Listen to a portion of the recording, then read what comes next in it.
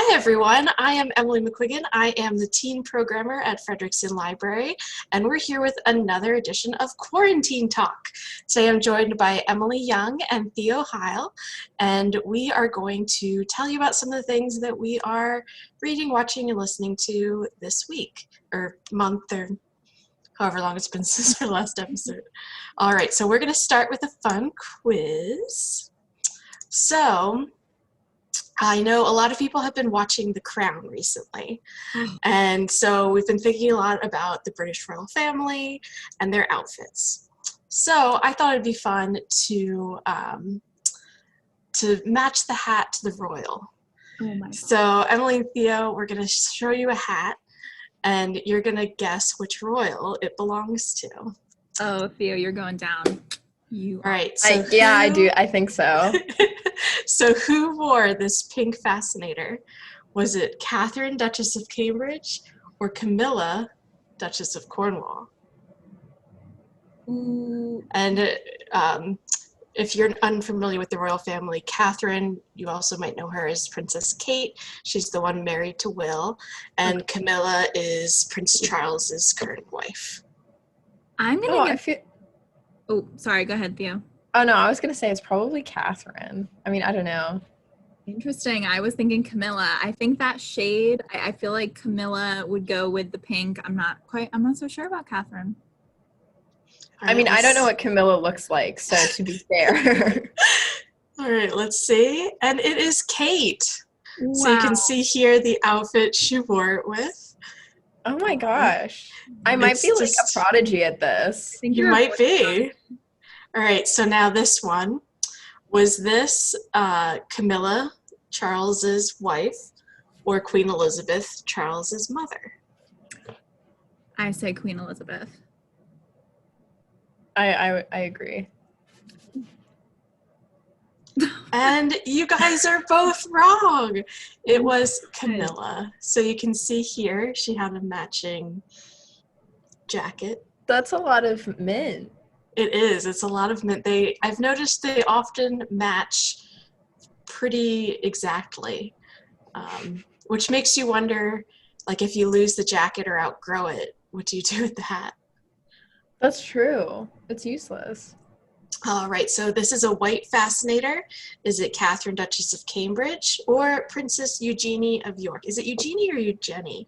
I can't remember how to pronounce her name. If you know, you can tell us in the comments.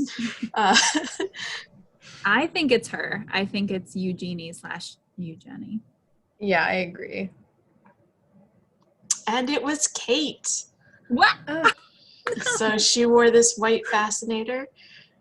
So basically what I'm hearing is whatever Emily says, it's the opposite of that. I'm so embarrassed.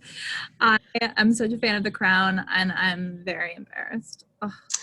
Well, The Crown hasn't gotten up to these modern hats yet, right? Mm-hmm. So we're still kind of in the past in that show. All right, so here's the fedora. And was this Kate, or was it Princess Eugenie? Definitely Eugenie this time. Yeah. Confident. And you're right. And look at that tall spiral on her hat. Kind of makes you think we should bring hats back in America, doesn't it? Absolutely. Oh my gosh, yeah. All right, so we've got this nice lime green hat. Is this Queen Elizabeth or Princess Beatrice? I think it's Queen Elizabeth. Yeah, that looks like her shape. I could just see her face underneath. Yeah. You guys are both right. She does love that style of hat. If you look, many of her hats are that shape. Yeah. That's a pretty bold green for Queen. It is. Oh. All right, so here is another hat, and there's this Meghan, Duchess of Sussex, or Princess Eugenie. And so Meghan is Harry's wife, and I cannot remember exactly how Eugenie is related. She is one of the Queen's grandchildren. I want to say she's Andrew's daughter. That would make sense because I think he is the Duke of York. Yeah, but is Eugenie? How is Eugenie related to Beatrice? Are they sisters or? They're sisters, as far I think. If I'm wrong, please correct us in the comments. But yeah, so who wore this love hat? I don't know that that's something that Megan would wear. I mean, I'm definitely passing judgment, but I don't feel like that's the most like stylish hat. So I feel like Megan's pretty stylish. So Mm-hmm. I'm gonna go. I mean, no offense to Eugenie if she's watching, which she probably is, but I'm gonna say Eugenie. And you were correct. My favorite part is if this description, and it says, if you look closely, the word love is embroidered on it. Yes. And Really You personally, have to get really close. yeah, I don't have to look that closely to notice that, but I just thought that was a great description. Yeah. All right, so who said Happy Christmas while wearing this hat? Was it Megan or Camilla? I feel like it's Camilla. See, that's tough because I feel like I could see that hat on Megan, but why would she say Happy Christmas? Because that's how the Brits say it, and she's American. So by these rules of deduction, I will also say Camilla. And it was Megan. Ah, Yeah, and it works much better on her than I would have thought just looking at the hat, to be honest. yeah. I mean, I feel like few people could make that hat work, but like, Yeah, of she's course, one of them. yeah, She's making, you guys think she's making it work? I I think feel she awful is. for thinking it looks really bad. Maybe I have no taste. I would never wear it. All right, so my screen seems to have frozen a bit. No. So we're just going to end the quiz there. So that was a fun quiz. We learned a lot about the royals and their hats. We sure did. So Emily, would you like to tell us what things you've been enjoying lately? Sure, I'd be honored. Well, the first thing, and definitely the thing I've been most into lately, is The Crown. Season 4 just came out recently, and I know, Emily, we've talked at length about this already. But it did not disappoint. It was for anybody out there who is interested in the monarchy at all, interested in sort of some British history, and obviously, that intersects with our own U.S. history as well as other countries. But it's just so well done.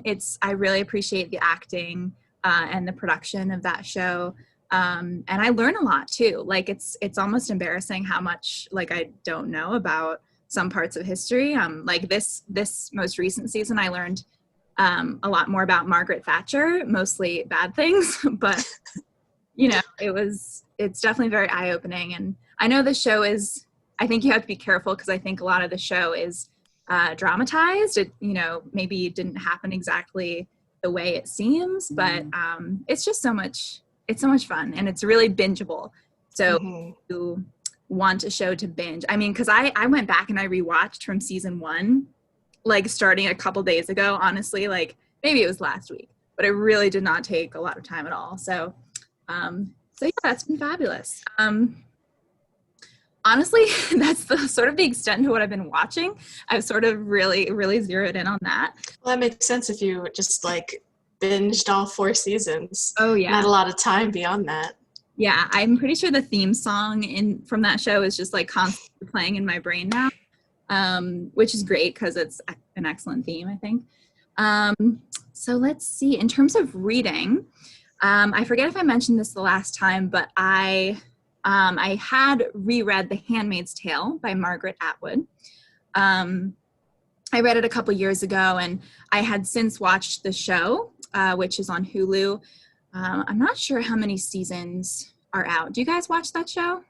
I watched season 1, but then when it started diverging from the book in season 2, I just kind of fell off. Yeah. Well, I think there's at least 3 seasons now, though. Yeah, that sounds right. And I think they're coming out with another one next year, another season. But it's interesting because I remember liking the book when I read it a couple years ago, but after watching the show, honestly, to me, anyway, the first book seemed a little bit lackluster. Like I almost wanted more because the show is so well done. And now I'm reading an audiobook version of The Testaments, which is Margaret Atwood's I don't know if she officially calls it a sequel to The Handmaid's Tale, but it is. It sort of goes into other characters besides the main character of The Handmaid's Tale. And it also gives you a little bit of history. I guess you could say it's sort of a prequel and a sequel sort of meshed into one, which I think is really cool. And it flip-flops between different perspectives. So I would really recommend that so far. I'm almost halfway through, and that's been really, to say enjoyable sounds weird because it's such a horrible premise, but it's certainly interesting. So I've been working on that, and on a more joyful note, I've really enjoyed checking out some of the holiday anthologies that the library has. I have a couple here to show you guys. So it's funny that we mentioned Sherlock Holmes earlier, because I found this called Holmes for the Holidays. And I'm so excited about it. Apparently it's like contemporary authors kind of just writing about Sherlock Holmes and various different stories surrounding the holidays. I think it says... That's so fun. I know, right? It says, each story features Holmes and Watson festively solving the darkest of crimes in the brightest of seasons. I really liked that. So another one, now this is proper YA. I'm not sure if somebody talked about this before for a quarantine talk, but My True Love Gave to Me, which is 12 holiday stories. And it features YA authors like Holly Black, Rainbow Rowell. Is that how you say their name? I think so. And others. I haven't started it yet, but it's supposed to be really cute.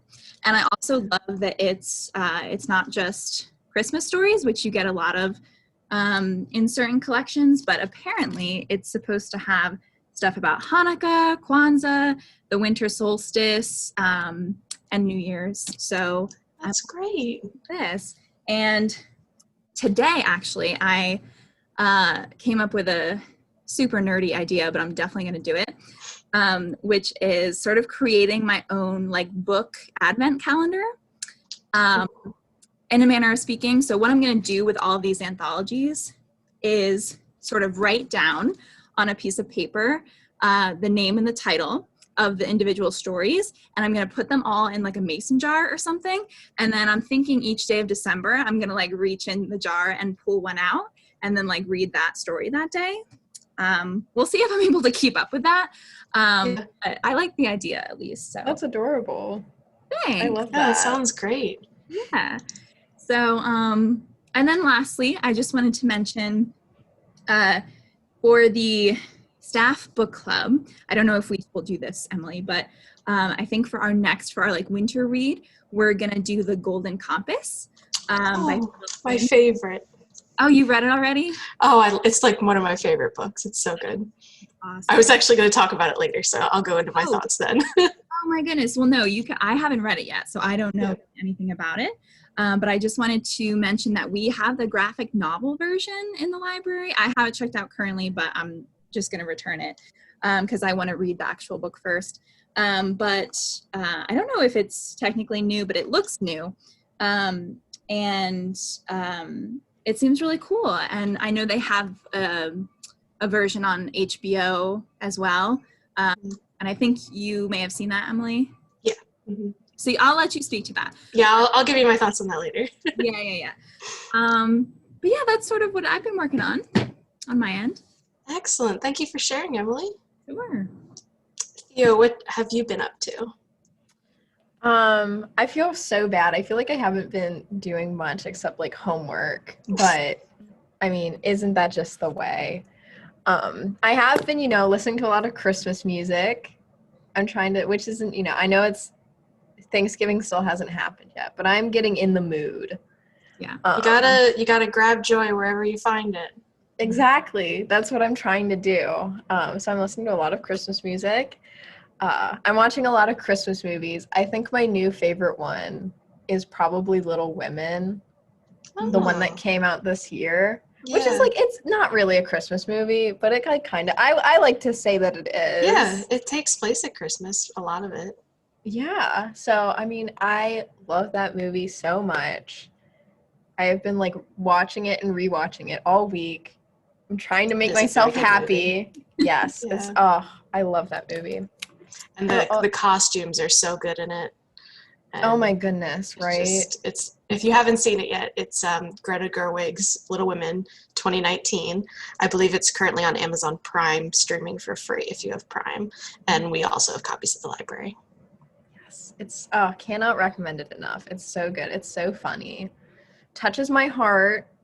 You know, and I think, you know, it's like a family movie, right? Mhm. Oh yeah. I feel like Little Women, like, it's resonate, like there's people have written many essays about this. It's resonated with people so much since its publication, and we just keep seeing remakes and remakes and remakes because every generation wants to retell the story. So yeah. Yeah. I mean, I feel like there's a lot there to like, I don't know, really, I don't know. Time is a flat circle, basically. I think a lot of it still applies today. And I read this really good book by Rebecca Stead, who wrote When You Reach Me, called The List of Things That Will Never Change. And it's kind of tugging at my heartstrings because like the whole point of it was like, no matter where you are or no matter like where your family is, they're still going to be your family. And it's like, if you can't like see your family during the holidays because of like, you know, the pandemic, big P word, it was like, aw, like that's so nice. It made me cry, not gonna lie. Like I was reading it and I was like, oh my goodness. It's about these two. It's about this girl who's like trying to deal with her parents' divorce and also her father's marriage to their next door neighbor, and she is getting a sister in this marriage, and the sister doesn't really like her, and she also lives in California while she, you know, the main character lives in New York, and she's just sort of trying to deal with that distance and, you know, sort of how she's always going to have distance at least from like one of her parents. And I thought, you know, it was really sweet. There's a happy ending, a lot of, you know, hijinks ensue. It's so sweet. Cannot recommend it enough. And what was that author's name again? Rebecca Stead. Okay. I'm also listening to this one podcast called Decoder Ring, which is sort of about like cracking cultural phenomenons. Today, actually, when I was shelving, I was listening to the mullet episode, which, you know what, they're very interesting. Let me tell you, a lot to say about mullets. Very strangely, and also the Cabbage Patch Kid one, which I feel like is seasonal. Yeah, you know, that was a big great. thing. Yeah, and that's, you know, sort of just all I've been doing. That's great. Thank you for sharing with us, Thea. Yeah. So I've got a couple of things too. Let me get my list up. All right. So the first thing I want to talk about was His Dark Materials. The first book in that is The Golden Compass, like Emily said. The audiobook for it is great. If you are an audiobook fan, the person who reads it does an excellent job. But season 2 of the HBO show started airing last week. So I've been catching up with that.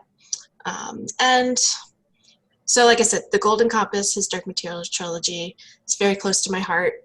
I read it in middle school. I've reread it like every other year since then. It's one of my favorite book series.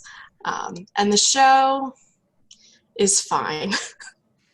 I know that's very faint praise. It does an okay job of everything. I do feel like it kind of misses the heart of certain situations, but it's beautiful to look at. The actors do a pretty good job.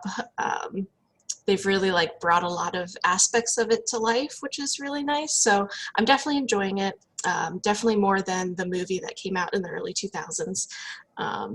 So if you have read the book or if you haven't and you're interested, it is definitely worth checking out. And Lin-Manuel Miranda's in it. So if you are a Hamilton fan and you want to see him being a Texan and wearing a big hat. I do. This might be for you. Let's see, the next thing I wanted to talk about. So on Saturday, I watched, I don't know if you guys have listened to the podcast, My Brother and Me. So it is three brothers, and they do an advice show, and a lot of their advice comes from old Yahoo Answers questions. So it tends to be very funny. So they did a live show virtually on Saturday night, and that was really fun. And it was nice to watch it live because, like they had like a chat room where you could be with everybody else watching, and like it became #1 trending on Twitter. So like everybody was talking about it on Twitter, and it was just kind of a nice like connection with the world, where right now I feel like that's something we're all really craving, right? Is that connection with other humans. And it was really funny, and they opened with one of the brothers has a medical history podcast called Sawbones, where they talk about like weird medical history. So they opened with that, and they talked about when the Mayflower came over, they had one medical book with them and no doctors. And so they just talked about how that went for them, which, as you can imagine, not well.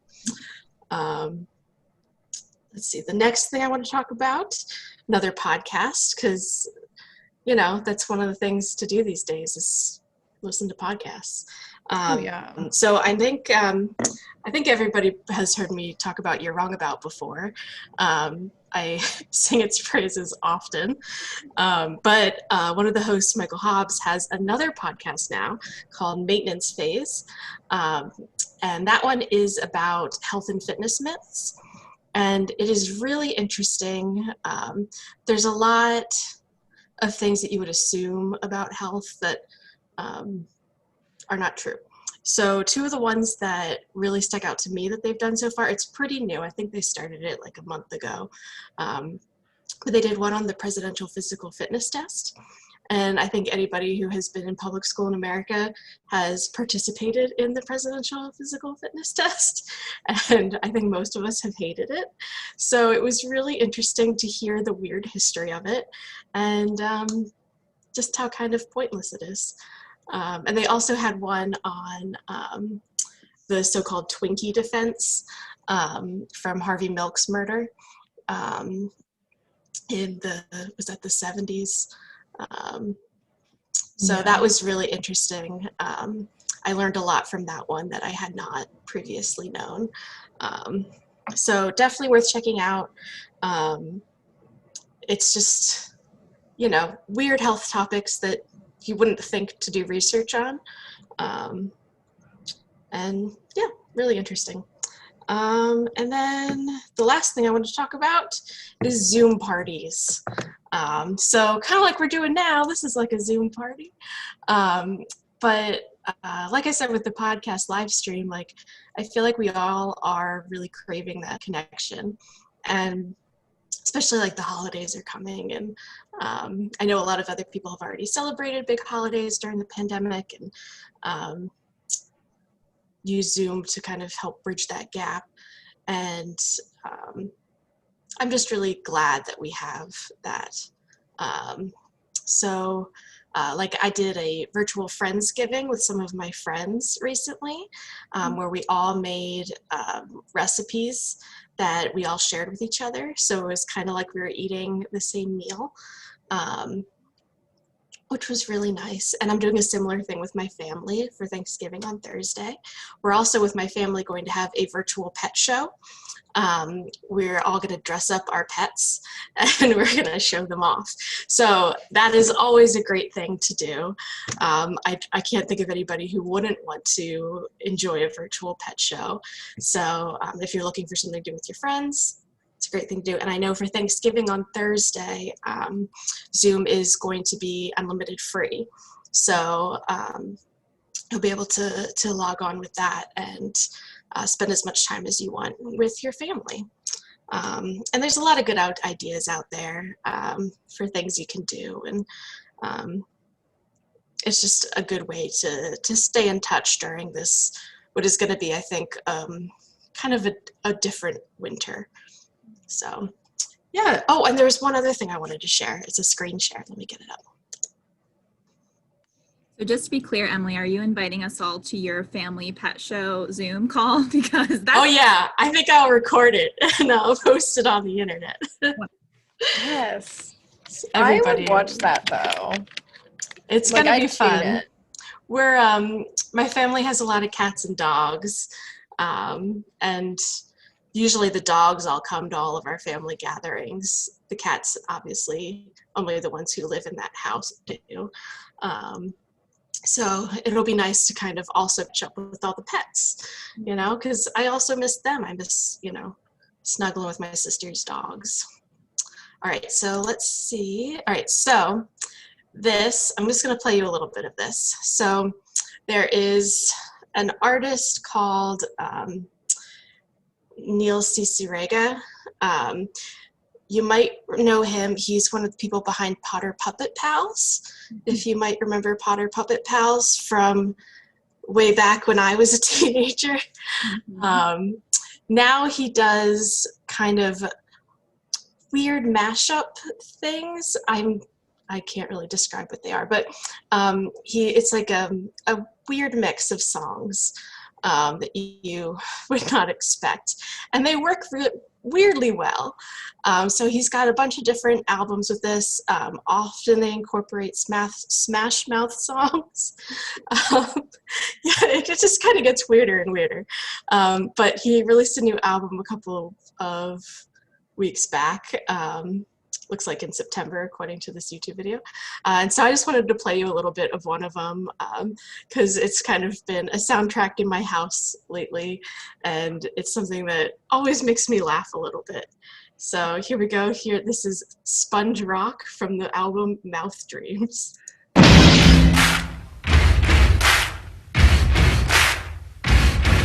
the sound like a video? Oh, who lives in a pineapple under the sea? Absorbent and yellow and porous is he. If nautical nonsense be something you wish, then drop on the deck. So that gives you a little taste of... Why does that fit so well, though? Right? It fits weirdly well. And that's kind of how all of his songs are. And like I said, he's got, I think, 4 albums of these mashups. And, you know, some of them do work better than others, but it's just kind of a wild ride to go through and listen to them. So if you're looking for something that will make you laugh, or it's just something to put on in the background and, you know, have going on back there. I'm very interested in these. Sorry, I don't mean to cut you off. Go ahead. I'm very interested in these ones on the side. I want to know what Limp Wicked is. There are all kinds of interesting ones. So, like I said, I definitely recommend checking it out. They're very funny and can definitely divert your attention for a while. Yeah.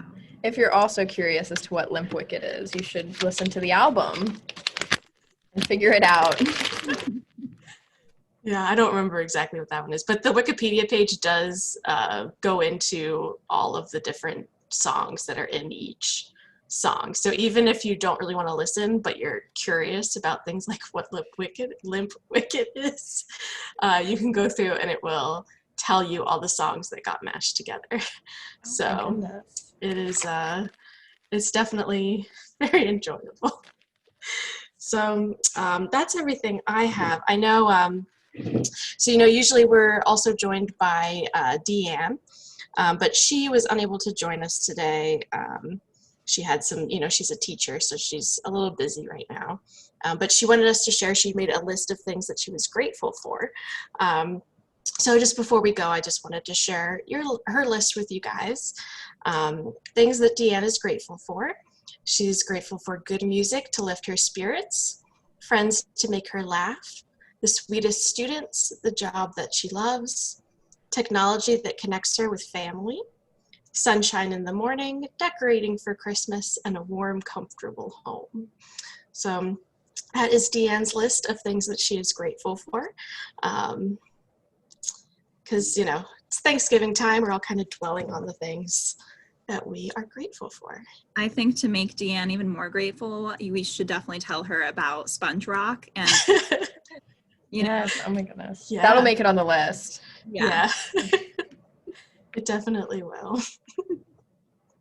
So thanks everybody for joining us tonight.